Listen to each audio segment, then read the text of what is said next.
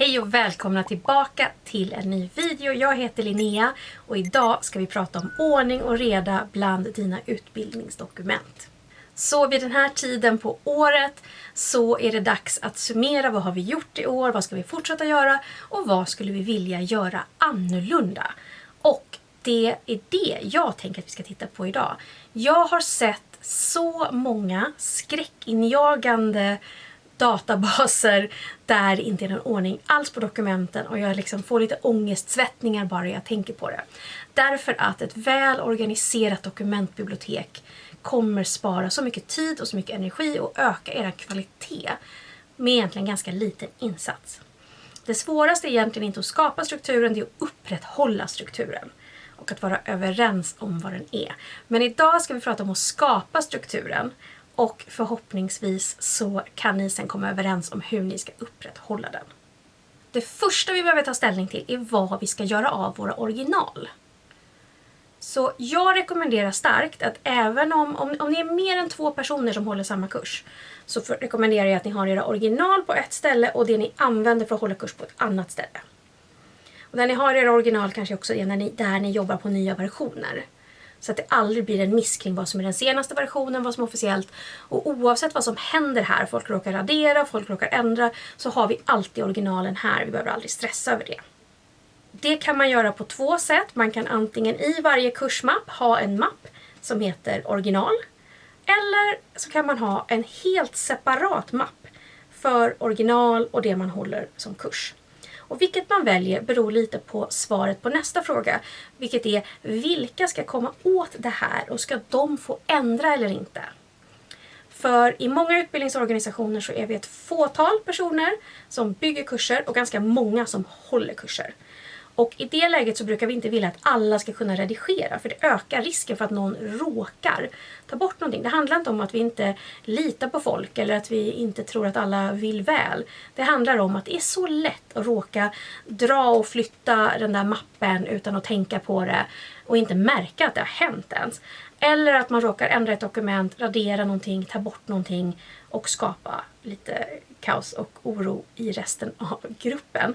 Därför så brukar man vilja ha en ganska stor åtskillnad på vem som kommer åt att redigera och vem som kommer åt att använda. En av de lättaste sätten att hantera det behörighetsmässigt på är faktiskt att ha 2 helt separata mappar. Så att du har en mapp här som det här fåtalet har behörighet till och så har du en mapp här som massa människor har tittbehörighet till men inte redigeringsbehörighet. Och där har du det som används hela tiden. Det är vad jag skulle rekommendera om ni är många som håller samma kurs men få som ska kunna ändra den och om ni är en stor utbildningsorganisation. Är ni däremot en mindre grupp och alla som kommer åt ska kunna ändra, ja, men då kan ni lika gärna i den här kursmappen ha en mapp som heter original bara. För att då behöver vi inte skydda dem på det sättet. Om vi då tänker att vi har 2 såna här mappar så är det viktigt att de speglar varandra. Så att alla mappar har exakt samma namn. Och när vi döper våra kurser så vill vi döpa dem kursnamn och sen eventuell kurskod. För lägger vi kurskoden först så blir det mycket svårare att söka på det alfabetiskt. Vilket innebär att det kommer att vara jobbigt att hitta kursen. Så du vill ha kursnamnet först, men jag tycker att det är bra att ha med kurskoden. Oavsett vilken kurskod det är, vad den kommer ifrån för system. Men se till att det är samma namn, samma kod som du också har i dina system.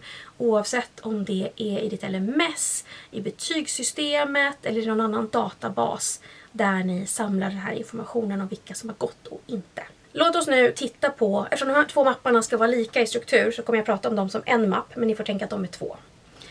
Och jobbar ni i skolan, alltså har terminer och årskurser och liknande, då kommer ni kanske vilja organisera era kurser lite annorlunda.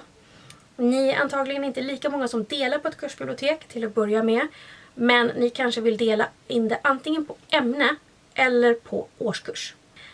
För oss då som jobbar i ett företag och inte riktigt har den här typen av utmaningar så har vi bara en mapp där alla våra kurser ligger.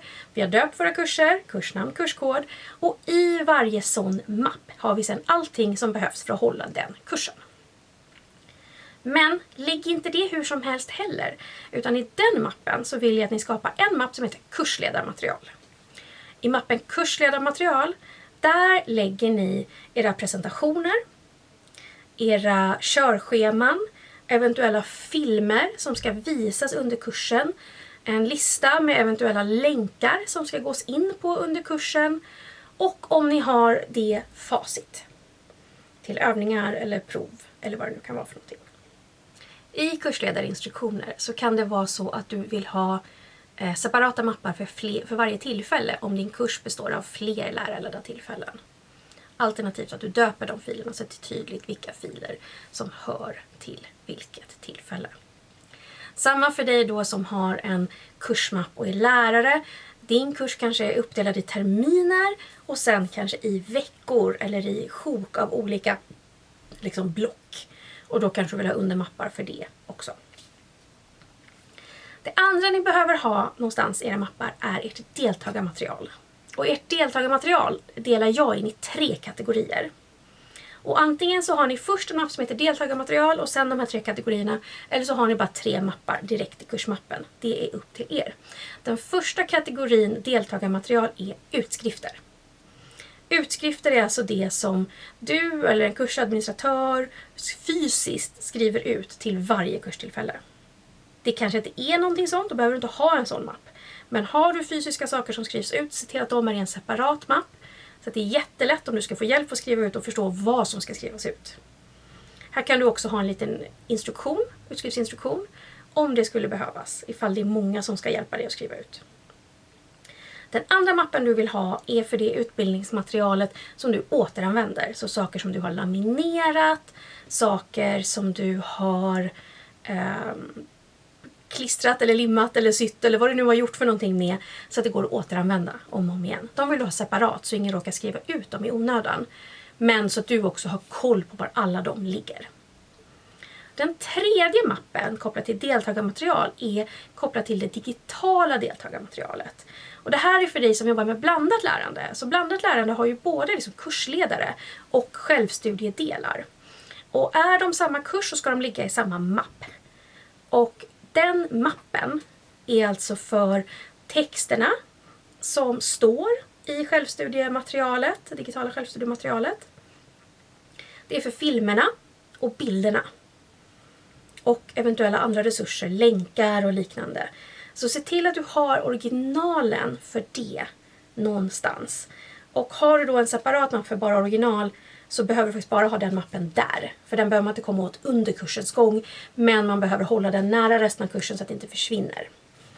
Och har man lagt upp den någonstans, oavsett om det är ett LMS eller på en webbsida eller i en Sway eller vad som helst, så skulle jag rekommendera att man fortfarande har ett dokument där man bara har en kopia av all text.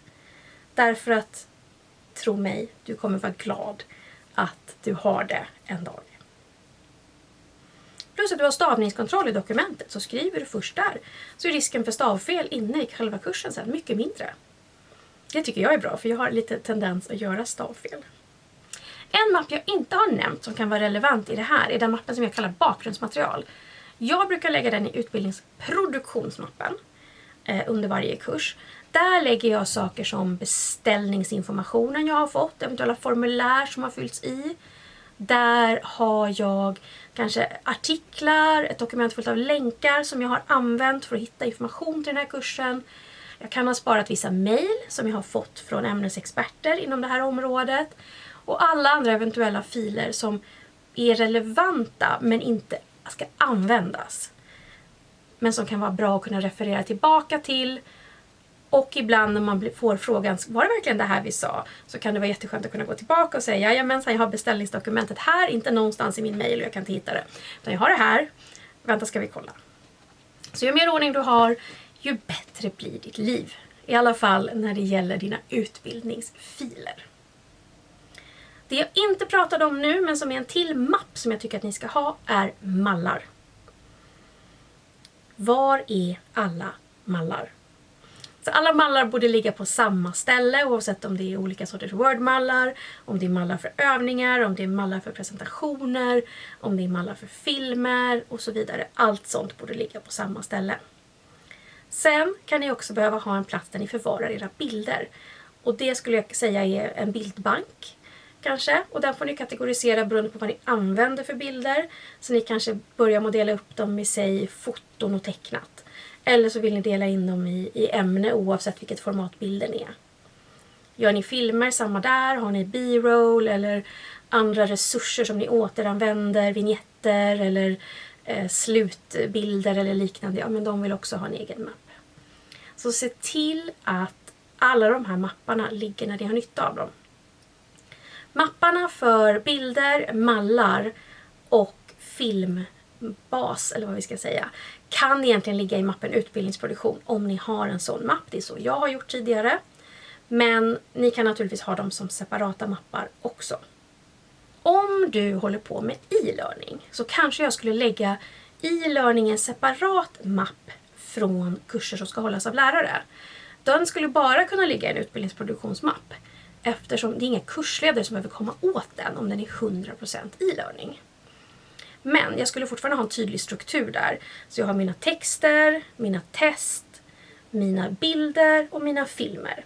Och sen i praktiken så kanske ni delar era filmer och bilder från en annan databas. Men någonstans måste originalen ligga. Så det är vad den mappstrukturen är till för. Sen behöver ni antagligen ha en mapp för era projektfiler. Och en mapp för den faktiska kursen som systemet har spottat ut. Och när ni döper era projektfiler så gäller det att tänka till så att ni har en versionshantering som är lätt att se direkt i filnamnet. Så att det aldrig är några som helst oklarheter med vad som är den senaste versionen. Nu kanske det är uppenbart i det här sammanhanget, men jag vill ändå säga det. Snälla dela era filer med era kollegor. Använd de centrala mappsystemen för dokument. Det hänger dels ihop med GDPR, att ni inte ska ha massa dokument, speciellt inte om det är uppgifter om människor i dem. Men även annars, att ni inte ska ha dem liggande liksom huller om buller, utan ni vill ha dem på ett samlat ställe. Men också för att vi inte är oersättliga. Utan jag kan bli sjuk, jag kan vilja sluta, jag kan gå i pension. Det är nog ett tag kvar tills just jag ska gå i pension, men ni förstår principen. Och då måste någon kunna ta över allting. Och det är därför vi vill ha allting på samma ställe. Så att jag inte måste komma ihåg var jag har lagt alla mina filer och lämna dem till min efterträdare. Kanske råka glömma något för att jag hade en USB-sticka där borta någonstans som jag inte tänkte på. Eller vad det nu är för någonting. Och så hittar den här personen inte allt de behöver. Men det andra är att om vi då har en gemensam struktur så är det också otroligt lätt för någon som ska ersätta dig eller hoppa in för dig att hitta rätt grejer och veta var de ska börja och i vilken ända och hur de ska nysta. Jag hoppas att du tyckte att det här var användbart, att du känner dig inspirerad och får lite ordning på dina filer. Om du inte redan har det, att du är peppad på att ta ett snack med dina kollegor och prata om hur ni ska förvara era filer i framtiden. Och så hoppas jag att vi ses snart igen. Det finns en tumme man kan trycka på, gör gärna det. Och prenumerera om du inte redan gör det. Jag blir så glad för varje prenumeration och varje tumme så att ni anar inte. Så har ni lite tid och lust så får ni jättegärna göra det. Och vill ni göra min dag totalt så lämnar ni en kommentar och berättar lite om eran mappstruktur nere i kommentarerna. Okej, ha det så bra, tack för idag. Jag är ohälsosamt nyfiken på andras mappstruktur. Vilket man säkert kan söka vård för i framtiden. Men för nu så kan vi väl bara konstatera att så är det. Och snälla ge mig lite info om hur ni har det och hur ni jobbar.